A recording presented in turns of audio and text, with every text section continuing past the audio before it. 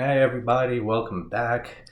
Like I said in my last review for the Monster Project found footage film, I usually, for years now, if I have the Friday free, I make it a found footage Friday and just watch found footage films. And like I said in the last review, there are a ton of them that are absolutely terrible. It's such an oversaturated subgenre of horror, and it's a love or hate subgenre also. I know people who love it, who hate it, but I'm not going to get into that again. I talked about it in the last review, so I'm just going to dive into 2014's The Possession of Michael King, directed in his directorial debut by David Young. What a great debut for this director. Like, this is a great found footage film. Like I said in the last review, that a lot of people don't like found footage because nothing happens in a lot of them. You don't see anything. There's like nothing going on, just people with shaky cameras yelling and screaming. And again, like the last one, this is not one of those found footage films. This is a great found footage movie, in my opinion. And it's never talked about nearly enough as it should be. So we have starring Shane Johnson as Michael King. What a performance this guy puts on. Like, he steals the whole movie. I mean, it's basically him for the whole movie, and he carries the whole film. But what a performance this guy gives. Like, I don't think I've seen him in anything else. But I've seen this movie, I think this is like the third time I've watched this movie. I saw it a few years ago and absolutely loved it. Saw it maybe another time, maybe a few years after that, and this rewatch now. And every time, I'm just blown away by his performance. Like, he does such a good job of making the gradual progression of the possession of him and like his descent into losing his mind. He plays it so great, so perfectly, that you, like, at times you really feel like this guy's possessed. The crazy shit this guy goes through. We also have Julie McNiven and Dale Dickey, actually, who's been in so many things, so many TV shows, so many movies. And the first time I saw this movie, the first thing, she plays a sidekick in this, in a short scene. And the first thing I thought of when I saw her was, spoilers for anyone who hasn't seen Breaking Bad. I mean, ended like almost 10 years ago, but if you haven't seen it yet, just skip like 45 seconds at. But she played the meth addict who crushed her boyfriend's head with the ATM machine. And the first time I saw this, I was trying to figure out why she looked so familiar, because I've seen her in other things too. But that's what I recognize her as. I said, that's the woman who crushed the head of the boyfriend on Breaking Bad with the ATM machine, which is such an awesome scene too, and one of my favorite TV shows of all time, Breaking Bad. So we start off with a home movie of Michael, his wife Samantha, his daughter Ellie, and their dog Fishbone, which I love that name for a dog, Fishbone. And Michael is a complete skeptic. He's like atheist, does not believe in God, doesn't believe in an afterlife, doesn't believe in anything supernatural, nothing. Like, hardcore, as hardcore can be, skeptic. And his wife Samantha was the opposite. She believed in God and angels and everything like that. And after a tragic accident, he ends up losing his wife.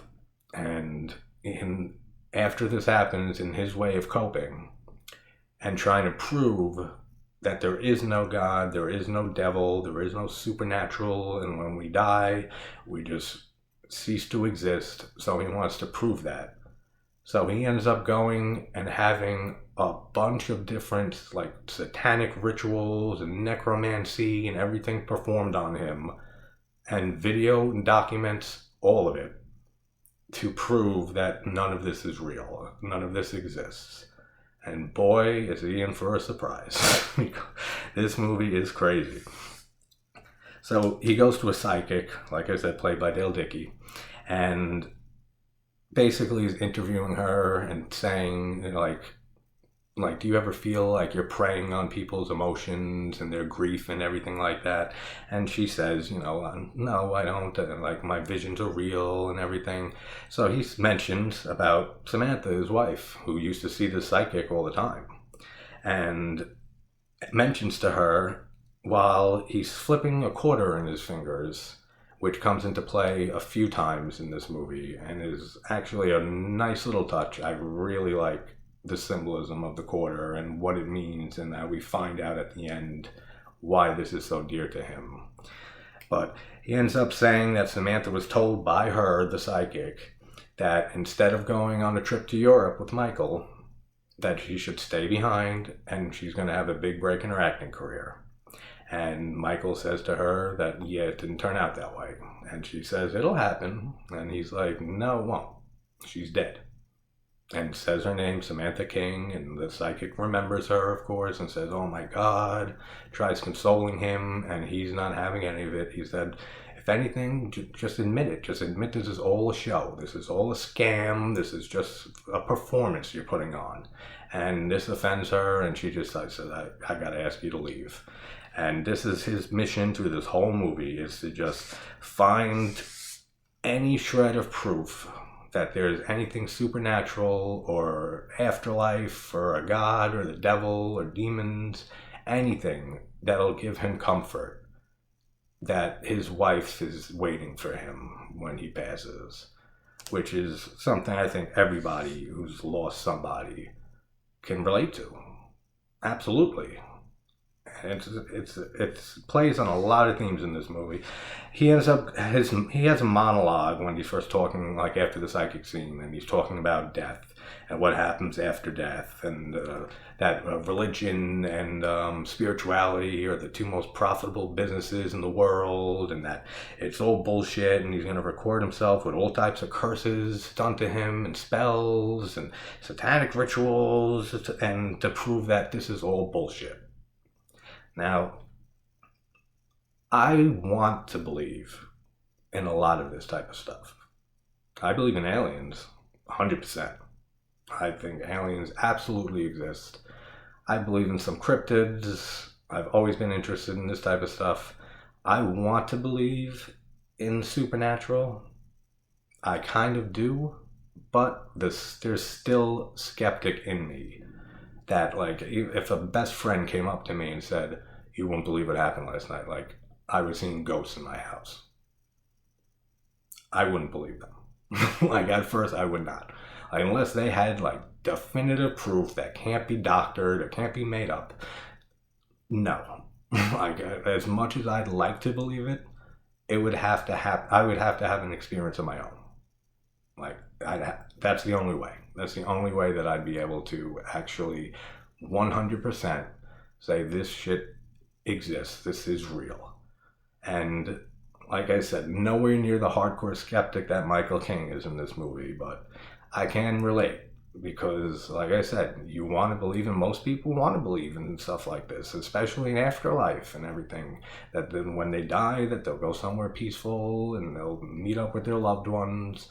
And a lot of this movie will hit home with people who have lost somebody, or like it's very, like, it's intense. This movie, it's very intense what happens to this guy, and just his performance is so good in this movie. The way that he just portrays becoming more and more possessed and unhinged and falling into insanity. What a great performance. I can't say enough about his performance in this, and I really wish that I would know him from other things or be able to see him in other things and see what his acting is like in other movies. But I don't know if he's been in anything else. I didn't really look it up. If anyone knows anything else that he's been in, Shane Johnson, just leave it in the comments. Let me know. I would definitely check it out. So he ends up going to... Also, I want to say Michael's relationship with his daughter, absolutely adorable. Like, he has the way that they portray that relationship between him and his daughter in this movie is so well done. Like, I'm a father, I have a daughter.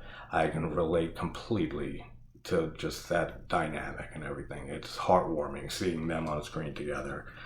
And Michael, his sister Beth ends up coming to live with him to help take care of Ellie, the daughter, after Samantha, the wife, passed away in an accident. So she's living with them. So Michael ends up posting an ad on the internet and gets tons of replies about, from necromancers to satanic people to demonologists, and even, he says, even a priest and stuff. So it's amazing what you'll find on the internet. And so he goes on a bunch of interviews and interviews all different types of people, demonologists, like I said, all that type of stuff. And the first one he goes to is a priest who talks about exorcisms, and Michael is talking to him, saying, have you ever had any experience with this? And he says, yes, I have. And he says, do you have any proof? And of course he doesn't. And he has like a respirator, the priest, like he's dying and everything. And he mentions that he was molested by his father when he was young, and he used to pray to God every night that his father would stop, and it never stopped. And then he started to pray to Satan. And after he started praying to Satan, his father just dropped dead of a heart attack one day. And that's what made him believe in the devil. Which, again, skeptic to the end. Michael just shakes it. It says, it's terrible what happened to you and everything, but doesn't really prove a thing. So he's just so dead set on his skepticism and just believing that all this is just complete bullshit.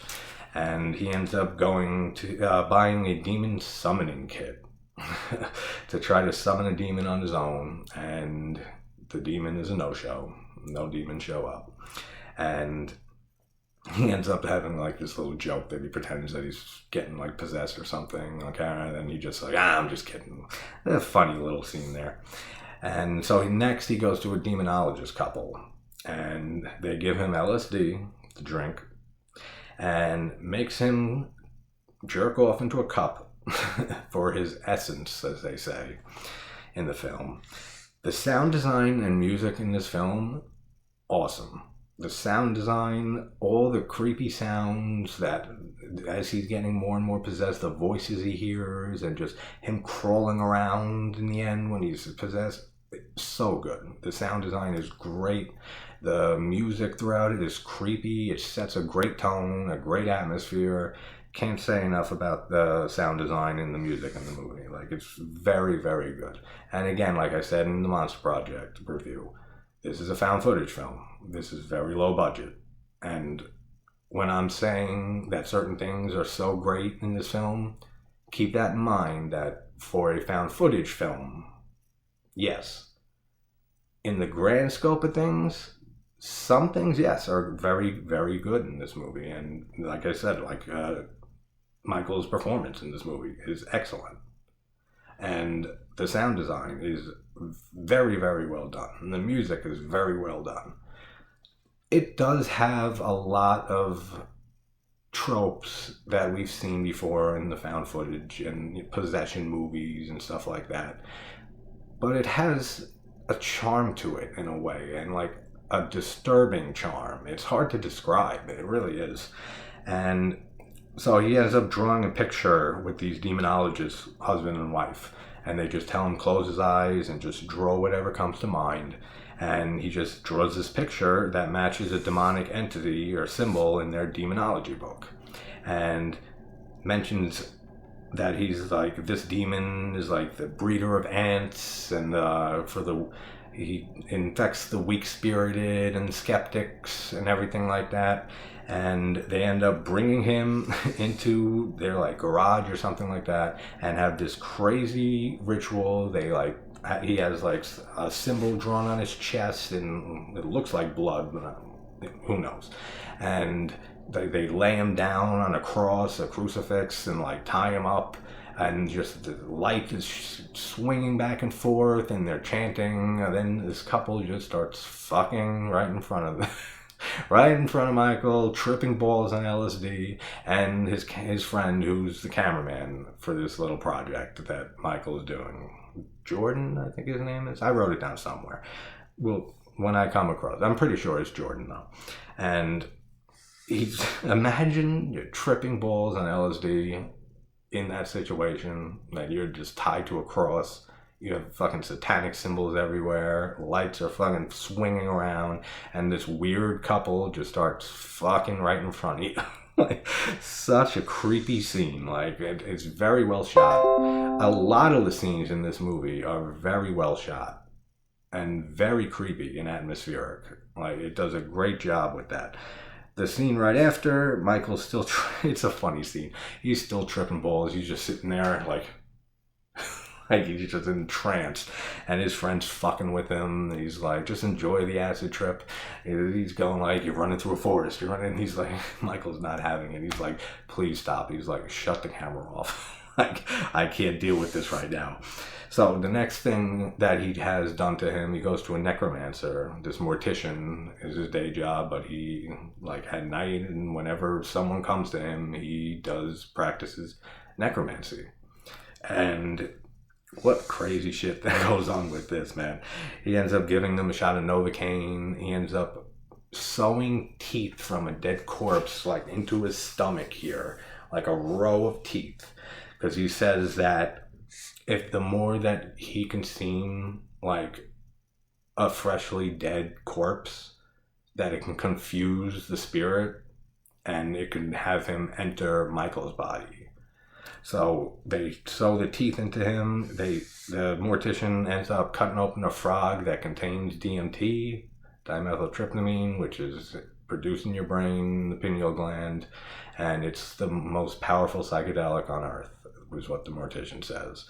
And they end up going to cemetery at night and starts performing this ritual, and there's like dead frogs all around him on the sticks and stuff, like real creepy stuff. Like I said, the atmosphere in this movie, very well done. And the police show up, so this ritual doesn't really even get started. Like, he ends up chanting a little bit, and then cops show up, and Michael and his friend with the camera end up going into like this little mausoleum type building and stuff in the cemetery. And the friend Jordan, I'm going to say Jordan until I come across his name, I'm pretty sure it's Jordan, and can't find Michael, and he's looking around and he just hears crawl, like in this demonic voice, which we hear a lot as this movie goes on. And he ends up seeing Michael standing up on like a ledge in the mausoleum, and he ends up falling down. He says that he saw his wife, that he actually touched her, that he felt her, like that through like the DMT trip that he was going through. And his friend is telling him, he's like, listen, it's just the drugs and stuff, you gotta, it'll wear off and everything. But he was convinced that he saw his wife, he touched his wife, felt his wife, she was trying to tell him something. He doesn't know what she was trying to say. And he ends up saying that he has this intense static sound that he starts hearing in his head, like just this loud static, like just like a wall of sound that it just starts driving him nuts. And he just says, there's a funny scene where he says like, I gotta sleep, and the camera turns off, and a second later it's like, I can't sleep. And he goes back into his office. It's a funny little scene. And then he ends up going to a medium, and most of these people are bullshit. I don't believe in psychics or mediums or anything. I think it's a total scam. I think it's bullshit. If you believe in it, that's great. Entitled to your beliefs, 100%. To me, it's absolute bullshit.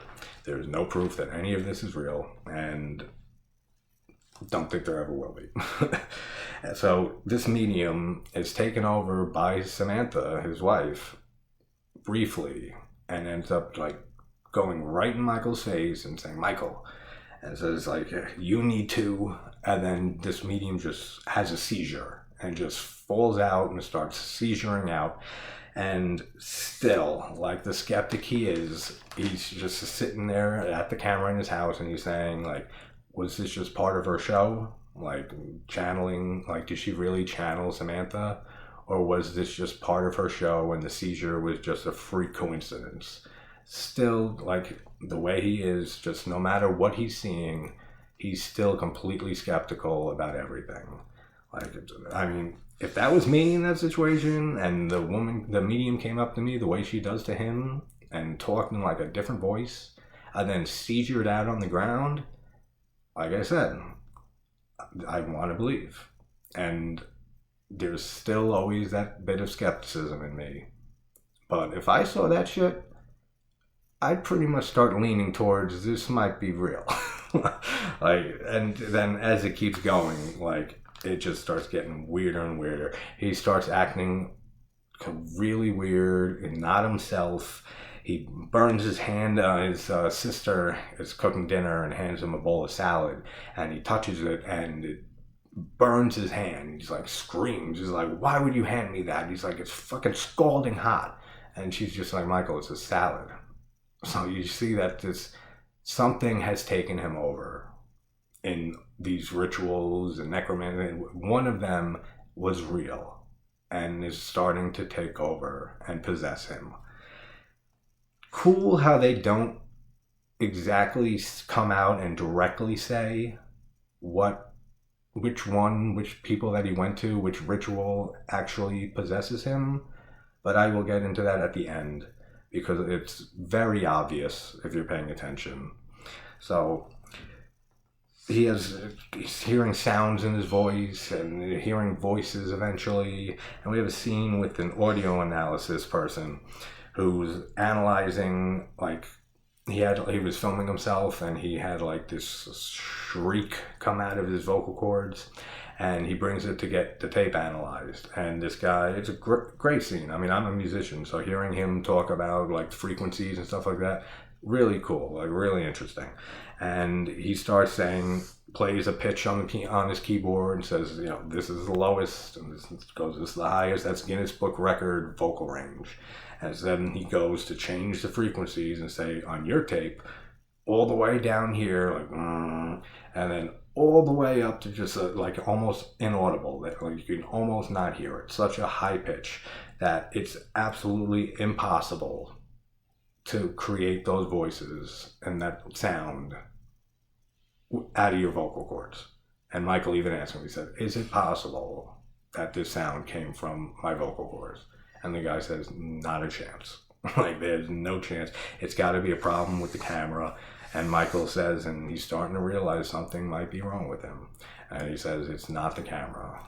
And again, I can't say enough about his performance in this movie. Just the way that he keeps on slipping further and further into this possession and being taken over by this demonic force and losing his mind.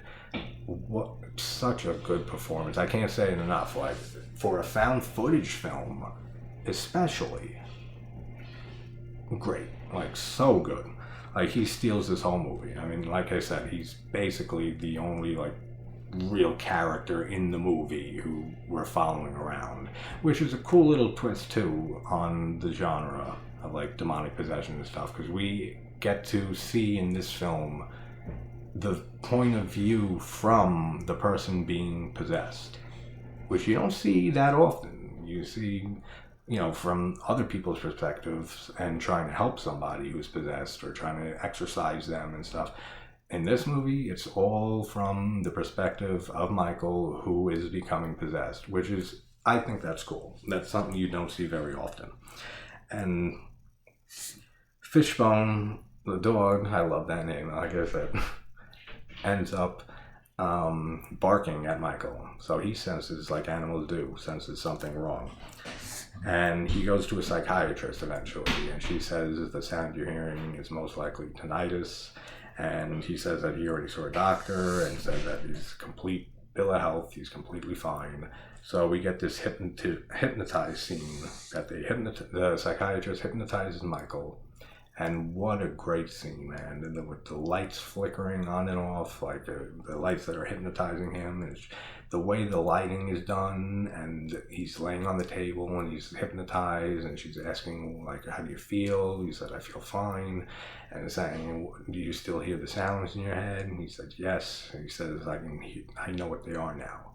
And he says, they're voices. And she says, what kind of voices? And starts asking him questions.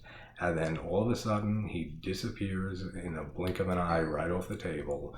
And you hear again the demonic voice, crawl, crawl. And the camera gets sucked right out of the hands of Jordan, the friend. And after this happens, Jordan quits the project, which I would have done long before this scene. Like if I saw my best friend sewing teeth into his stomach and taking DMT in a cemetery with some nutty mortician necromancer, no, that would be the end. I quit. Like, good luck. I love you, but I gotta go.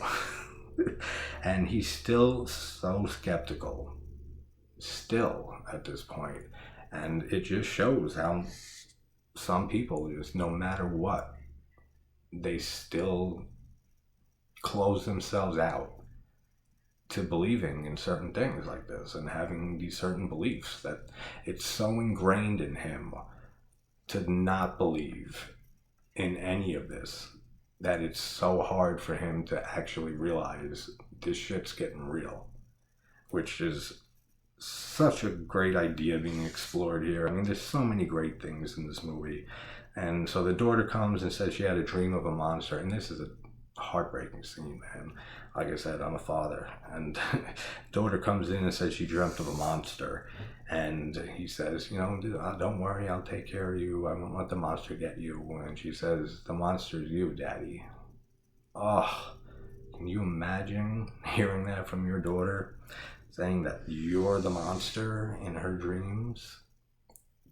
Absolutely heartbreaking, man. That is fucked up. I can't imagine. And ends up looking for Fishbone, the dog. They can't find it. So he goes out looking for the dog, and he ends up looking up in a window and sees somebody up in the house. So he runs back in the house and screams for his daughter and for his sister and everything. And Beth asks him, and he just starts looking more and more exhausted and just like dehydrated and like total lack of sleep deprivation. So his sister ends up giving him sleeping pills so he can finally sleep. And we get a cool shot of Michael coming up the stairs with the camera and like night vision and stuff, and goes into, what a disturbing scene this is actually. He goes into his sister's room and goes to, like, he starts shaking a pill bottle in front of her, like, to try to wake her up, but she apparently took sleeping pills too, so she's knocked out. And he goes to, like, grab her face, like he wants to suffocate her almost, and doesn't.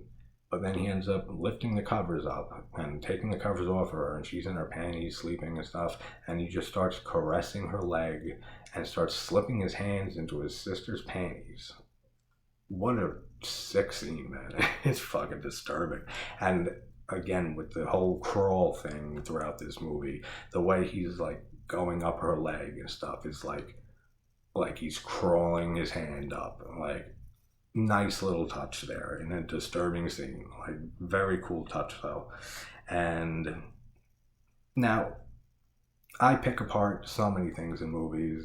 If you've seen any of my other reviews so far, I pick apart the stupidest things. I live for that. Like, I love picking out and picking apart stupid decisions and stupid dialogue and stuff, and why this makes no sense or that makes no sense. It's probably the first review I've done that I couldn't really pick anything apart in this movie. Like, I enjoy almost everything about this film. And like I keep saying, for a found footage movie, that's remarkable. Like, there are so many bad ones, and this is just one of my favorites. Like, one of my absolute favorite found footage films by far. It's such a disturbing film, watching what happens to this guy. And He ends up, after he's in there, and this is one little thing why I brought up picking things apart. Why would, when the demon is like in full control of Michael, why is he still holding a camera and walking around filming shit? Like, come on, that's a little stupid. Like, that's like the only thing in this film that I was able to pick apart. I was like, why would a demon in full control of somebody's body bother with continuing to film everything on camera? That's stupid. That doesn't make sense to me. But it's a movie, and you just gotta suspend some disbelief like usual. So he talks to the camera in his office, and he's looking. Now he's really starting to believe, and like he's past the point of skepticism. He finally broke through his skepticism, and he's sitting there and he's talking to himself with the camera on his face, and saying, "All right, so either I'm going insane or you're real, and both aren't great options, but I'm gonna lean towards you're real." And he asks him, and he says, if I believe in you, if I said I believed in you, would you go away? And you hear the demon say, no. And then right on the camera, Michael starts moving on the camera on his own, like demon controlled. So you see Michael sitting there, and then something completely different that he's doing on the camera. Really cool shot, actually. And he ends up just saying, we're gonna fuck you up. Like, funny line, but also just like creepy as shit at the same time. So he goes back to all these people that he met at the beginning and had all this stuff done to him to try to have it undone. He goes to the priest that he met at the beginning and says he needs an exorcism, and finds out the priest died. And the other priest who answers the door and stuff, when he's saying, I need an exorcism, he's saying, we don't do exorcism. He's saying, I know you do exorcisms. The father was telling me that. And ends up going to the necromancer and saying, like, whatever you did to me, like, I want it done. And he said, listen, I told you this can happen. Now get the fuck out of here. He turns him away. He goes to the satanic demonologist sex couple and starts like trying to beat the shit out of the husband and stuff. Say like, you better reverse this. What's going on with me? And the wife just takes like a shotgun out and points it at him. Say, get the fuck out of our house. Like, all these people that he went to and stuff, after doing these crazy fucking things to him, want nothing to do with him. And that's fucking terrifying. He even calls a psychiatrist and he can't get in touch with her at all. Like, he's screaming on the phone with secretary and said, you're supposed to help people. Like, I need your fucking help. Like, now. Like, I'm losing my goddamn mind. Tell the doctor to call me back, and saying she never calls back. So this guy, what a poor guy, man, what he goes through. And so we start seeing ants crawling around, which comes into play throughout the movie. And like I said at the end, I'll get into that a little more. But his daughter comes in to play like a computer game, and he's like possessed but like still in control a little bit, and he says, do you miss mommy? And she says yes, and he's like, you know, you can be with her.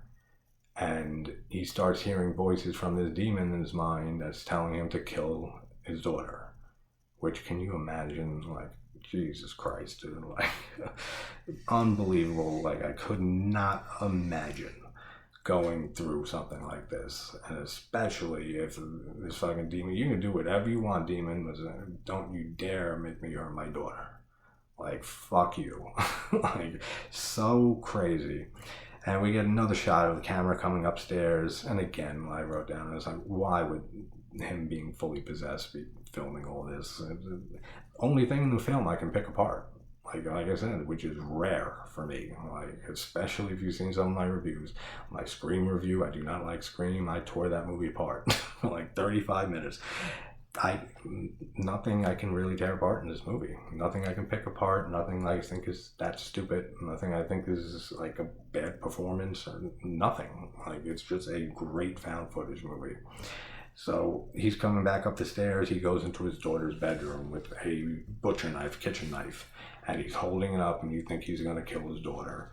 And they wake up the next morning, and And what a disturbing scene that is, like going into his daughter's room, holding the knife up and everything like that, like he's gonna kill the daughter. Oh, really, like I keep saying, like it's a disturbing movie. It really is. Like just the things that happen to this guy and the way he descends into full-on possession and tries getting out of it, and the constant urge to kill from the demon that's in control of him. Just real disturbing shit. And he hears a scream from his daughter and from his sister when he wakes up the next morning, and he has blood on his hands, and he runs upstairs to his daughter's room, and there's blood all over the bed. And at first the sister thinks, and he thinks he killed his daughter, and it turns out being Fishbone. Poor little Fishbone. Oh, I love that dog. And he ends up that Michael killed the dog in the middle of the night, doesn't remember it, and he starts breaking down. And his sister, he calls for his daughter. His sister immediately steps in front of the daughter and says, like, get away, you need help. Like, and I do not blame her one bit, because if I was that sister and I saw the way this guy was acting, I would absolutely take that daughter and just go to a friend's house and make sure that my brother got checked into some facility. And she doesn't do that, but she does taking the daughter away to a friend's house for like a few days. And that's when shit really starts hitting the fan. Like his breakdown on the camera, like apologizing to Sam and like his wife, that passed away, and like that he didn't want any of this isn't what he wanted, and screaming at the demon in his head, get out of my head, you can't hurt me, you're not real. He destroys his whole office. Like he's completely losing it at this point. He tries to exorcise himself, like, because he couldn't get the priest to admit that they do exorcisms and everything, and had nowhere else to turn, since every other person he went to that did shit to him will not help him, turn him away. So he looks up, spiritual chants and reading from the Bible to try to exorcise himself, and the Bible bursts into flames. Like, there's a lot of cool stuff in this movie, a lot of cool scenes, a lot of cool shots. Like I said, the sound design is great in this movie. The atmosphere, like, I can't say much bad about this movie. And it's so sad that this movie isn't talked about enough. Like, I don't hear it talked about hardly ever, unless like I'm talking to like a really big found footage fan, or like another hardcore horror fanatic like myself. And it definitely should be seen by so many more people, especially people who are into found footage and have never heard of this film. Same with The Monster Project, same with Butterfly Kisses, which I'll be reviewing next. Like I said, till I go to bed, it's still Friday for me. And after he tries exercising himself, the Bible bursts into flames.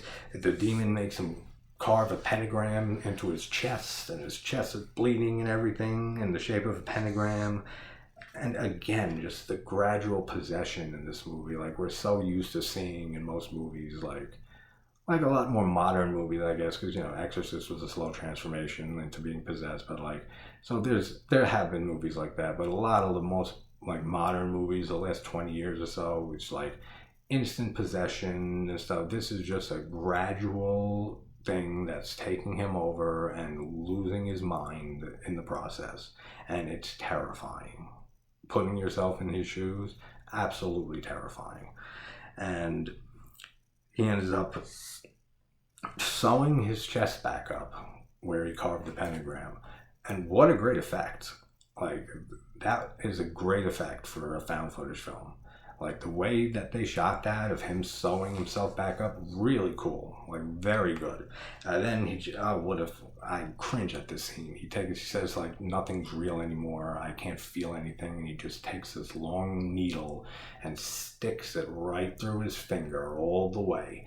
Oh, I cringe at that the few times I've seen this movie.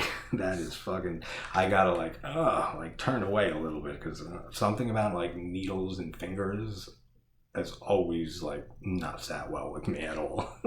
That's like one thing, like I can watch eyeballs being gouged out like Fulci style, and just any type of gore and stuff like that. But a simple needle through the finger will just set me off and be like, oh God, I can't fucking look at this.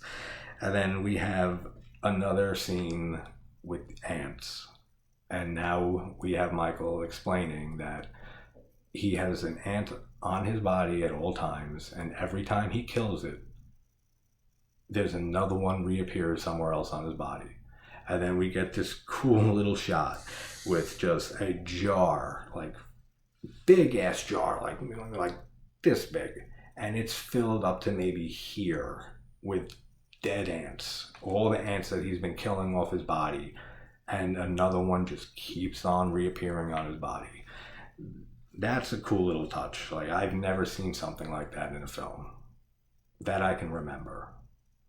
It's a very cool little concept that they had there with that.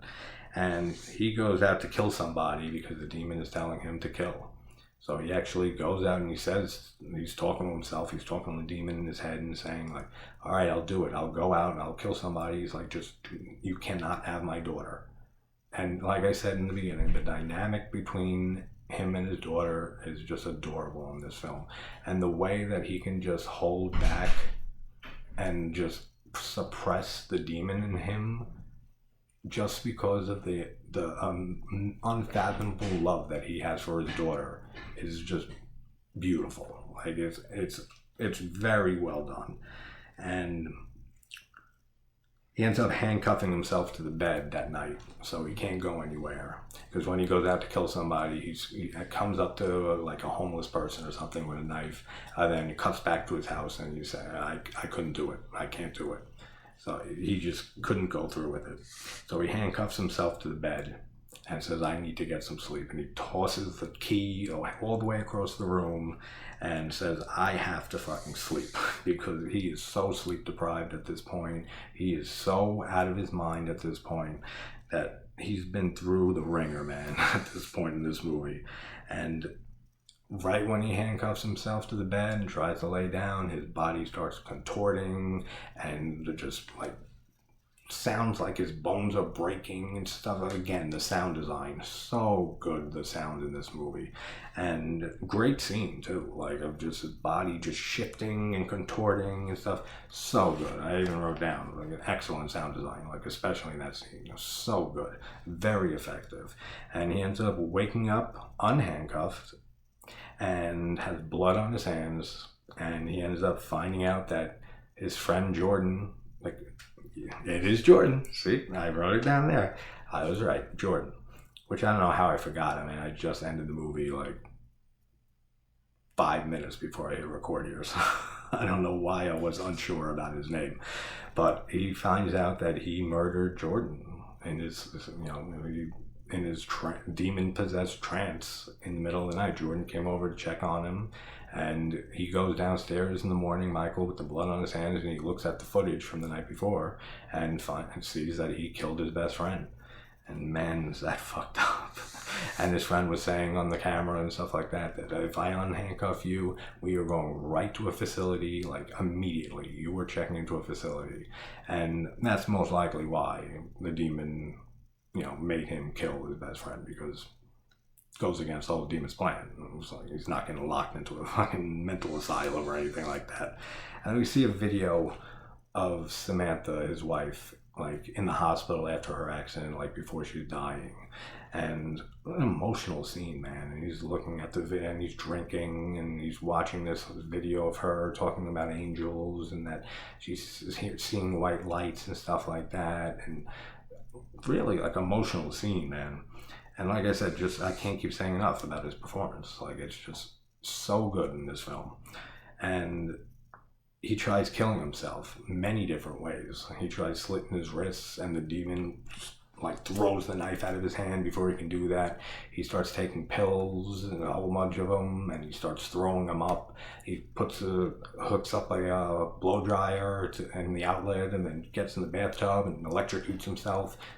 Can't die. Like, the demon will just not let go of his body. He's fully possessed.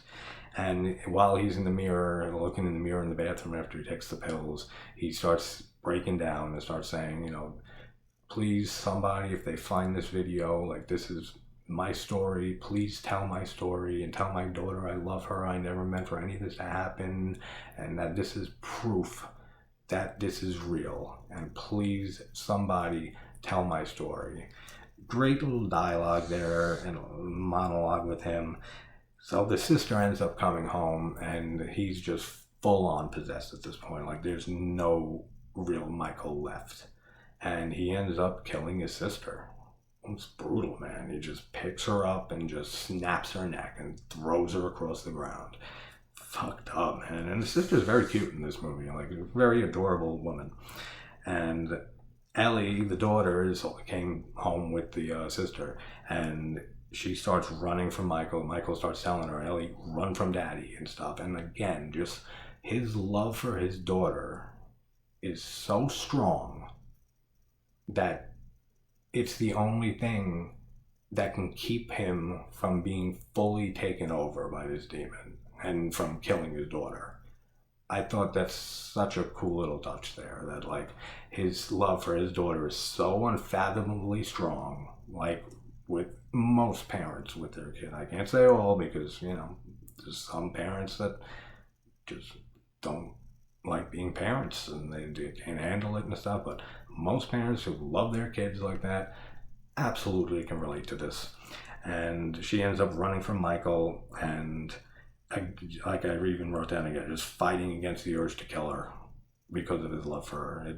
It's such a great scene of him telling her to run from daddy and stuff and hide and everything. And then he starts crawling up the stairs again with the crawling up the stairs like an animal. And he ends up going in the room where Ellie's hiding, his daughter's hiding, and he asks for a sign from Samantha, from his wife.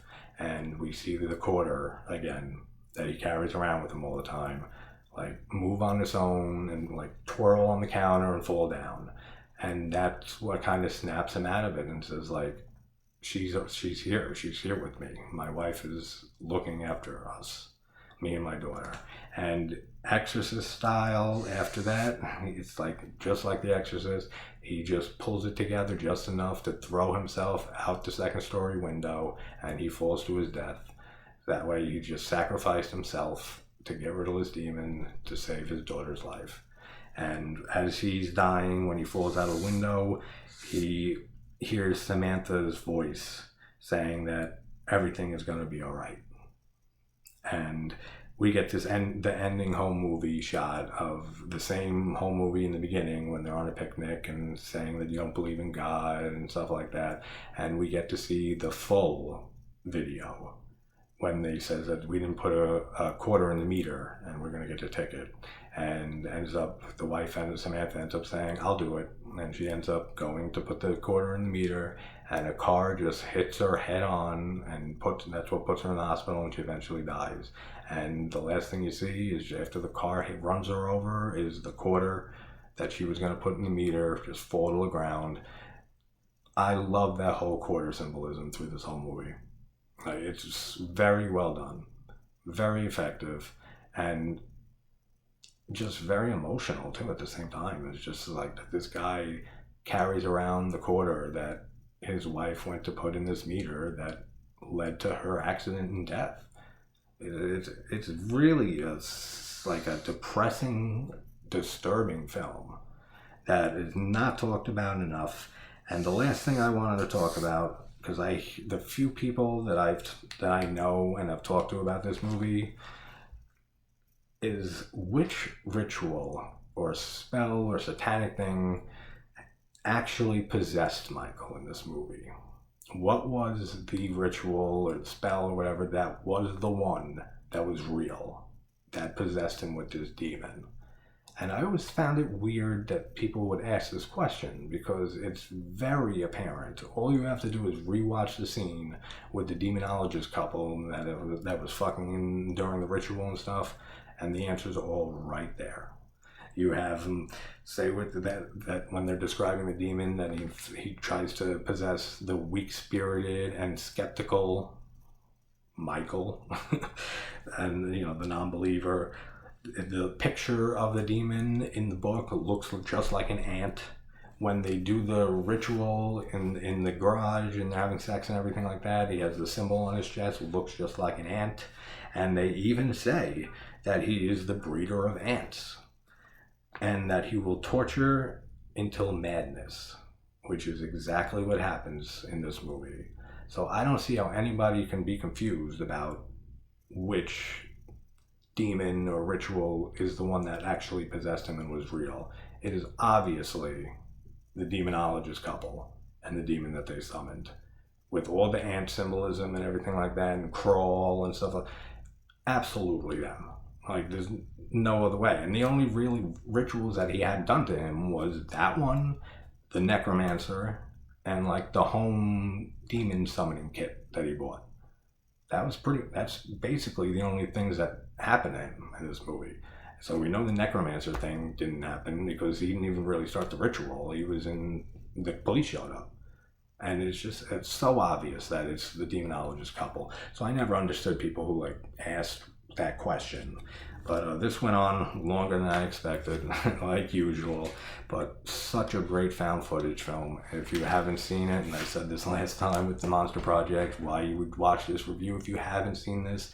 But if you still watched it and you haven't seen this movie, it's on Tubi, just like the Monster Project, just like Butterfly Kisses, and I'll be reviewing next. All on Tubi for free, and absolutely should be checked out. Like, I went on a while with this movie. There was just a lot to say because, like I said, I usually pick things apart, find stupid details and decisions or lines, and I'll be like, come on, like, what's that about? Or like, this is ridiculous and stuff. There is nothing in this film that made me pick things apart, except for like the demon holding the camera, like when he's fully possessed. That's it. Everything else was just so well done in this film, especially for a found footage movie. And a pretty obscure found footage movie too. Like, you hear about The Bay and The Visit and Wreck and like the Blair Witch Project, obviously, the Paranormal Activity movies, all those movies, VHS and stuff like that. You don't hear about this movie. Like, hardly ever. Unless, like I said, like you're talking to a huge found footage fan or just a horror fanatic who's seen like almost every horror movie out there. But thanks for tuning in again. Sorry it went on for as long as it did, 15 minutes on this movie, Jesus. But I will have Butterfly Kisses up probably in a few hours or something like that. But happy weekend to everybody. It is Saturday for you. Until I fall asleep and wake up, it's still Friday for me. And enjoy. I hope everybody enjoys their weekend. And I will see you soon. Take care.